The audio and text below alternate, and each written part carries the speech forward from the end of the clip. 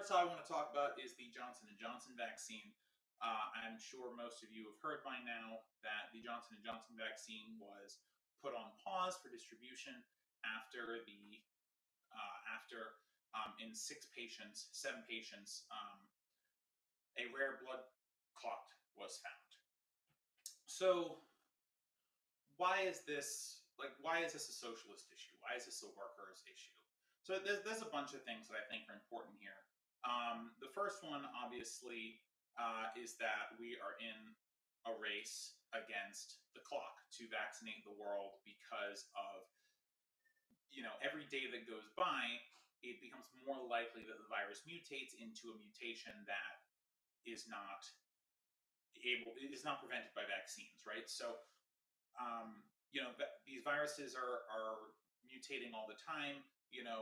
One of the reasons that the flu shot that you get isn't always perfectly accurate is because the flu as a virus mutates so much that scientists are attempting to predict which mutation of the flu will be the dominant one that people get sick with that year, and that's the flu vaccine that they give out. So there's some guessing process there, but you can still get a flu that is not immune. Sorry, that you are not immune to, right? Because there'll be a mutation of the flu that year that that can't be resisted by the flu vaccine that was administered for that year. There are so many flu viruses that we just don't have one vaccine for all flu viruses. People are working towards it for a vaccine to kind of end influenza infections, but we're just not there yet. It just mutates too quickly, which is why we have to get an annual flu shot, right? So this is a concept we pretty much all understand. With COVID, it's very similar. So right now we have 3 or 4 vaccines that are being handed out in Western countries. There are additional vaccines being created in India and Russia, but they're not in widespread circulation yet. But there's this, and of course there's the big fight about whether or not we should get rid of the patent protections for vaccines, that countries who don't have the intellectual property can create genetic variants of the vaccine so they can vaccinate their people so that we can speed up the vaccination of the world and get rid of COVID, right? All this kind of makes sense. So the first issue, of course, with pausing the Johnson & Johnson vaccine is that we get to a place where we have one fewer vaccination type that's floating around, right? That's it's being distributed. And actually, I believe that there was discussion this week to let go of the pause, and that news about that may come as soon as next week. It may have already broken. If it has, leave a comment below, and I will make a correction next week. But so, again, because this virus is so new to us and there's so much we don't know about COVID, it could mutate at any time. We don't know what the conditions necessarily are for it to mutate. So we are working against the clock to get rid of the COVID variants that we have now that are susceptible to the vaccine, that can be prevented by the vaccine. So if we're putting on pause one of the vaccines, we are slowing down ourselves in this race. And it really is a race, because every day we go by, someone could get infected and have a mutation occur within them that is resistant to the vaccine, right? We just don't know. And because of that, it does seem at least a little, it's definitely hindering us as a species, to pause this. The other thing is, too, at the time the vaccine was paused, it had been given to about 7.6 million people, and about 7 people had these rare reactions. So the odds of you having a reaction by that logic is about 1 in a million. That's not quite, go out and buy a lottery ticket odds, but it's not that far off in comparison to other things you do. I think you got the same chance of being eaten by a shark or something like that. I'm just pulling that out of the air, so don't quote me on that at all. But it's very, very rare, right?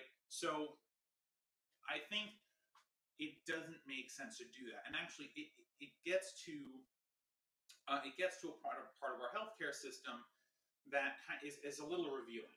So in the United States, we have a very individualistic culture, a very individual-centered culture. And this is just another way that we're showing that, which is to say that we saw that in a few patients, this particular thing happened. And, quote, in an abundance of caution, those were Dr. Fauci's words, we were pausing the vaccine. I don't think that makes sense. And look, I'm not a scientist, I'm not a doctor, but I think at this point we're saying that the outcomes of a few are more important than the vaccination of the many. And that, to me, shows that we have a patient-centered approach as opposed to a system-centered approach. And for something like a pandemic that's very easy to spread, that kills hundreds of thousands of people just in the United States, we need a system-centered approach, right? Everything that we've done so far with the vaccine, with the virus, has not been system-centered for the most part. It's been individual-centered. So, it just kind of reinforces that our system cares more about individual outcomes than it does about systemic issues. So, what is the solution here, right? I'm just ranting about something.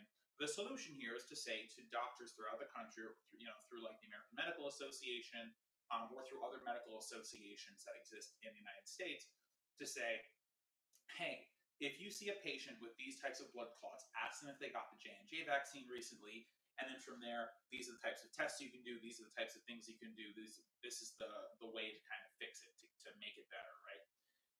That way, in the extremely rare case that someone has one of these blood clots, they can go to their doctor, they more or less have in mind that, hey, I got the J&J vaccine recently, I feel like I'm having these issues, the doctor can examine them and find the clots and hopefully get rid of them very quickly. And again, this occurs very, very rarely, so this isn't likely to come up a ton of times, which is why it makes more sense to allow people to go to their doctors and to tell them about this issue. Now, of course, that brings up the whole other issue of we don't have a system-centered healthcare, which means which is to say we don't have universal healthcare. It's actually very difficult for people to go see a doctor, especially when they're feeling sick, especially if they're worried about how much money it's going to cost them. Of course, COVID testing and COVID vaccines are free, but any side effects, of course, will be paid through your normal insurance. And then, of course, not everyone has insurance, so that's a mess. I totally get that. And I appreciate that that's necessary. But again, the risk is so small that I do not think it necessitates closing off one avenue to vaccination when the side effects are so rare. So it's very upsetting to me that that's the way it was done. Hopefully, by the time you're seeing this, the vaccine will already be back being shipped out places and being given to people. I myself got the Johnson & Johnson vaccine. I got it last week.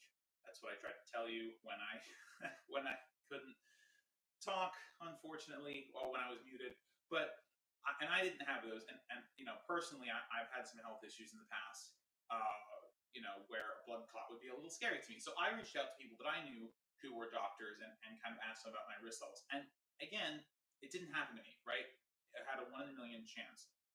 So I think at this point, this issue might be a little bit moot, but I did want to talk about what the pausing of the J&J vaccine means generally for how it reflects on the American healthcare system, but also why I think it was such a bad decision to do, even if it only lasted a week. That's a week full of appointments where people could have gotten vaccinated, where people could have been inoculated against this virus. It's 1 week that we're going to have to wait for Americans to be fully inoculated. And I just want to emphasize how much it's a race against the clock, and we don't know what the clock is ticking at, right? We simply do not know how much time we have to inoculate the whole world before there's a variant that comes about that is resistant to the vaccines. And one more point I want to make before I end this segment. If a variant of COVID-19 comes around that is resistant to the vaccine and it becomes a dominant variant, we're back to square one. We're back to lockdowns, we're back to quarantines, we're back to universal mask mandates. We're back to people not eating out in restaurants, all this stuff, all these things that we didn't like, all the parts of COVID that we thought, oh my God, this is the worst. We literally have to go all the way back to square one if we don't get rid of this. And the way we get rid of this is to vaccinate the world. And the way we vaccinate the world is to get these vaccines to as many people as possible. And we don't do that by pausing one of the main vaccines being distributed.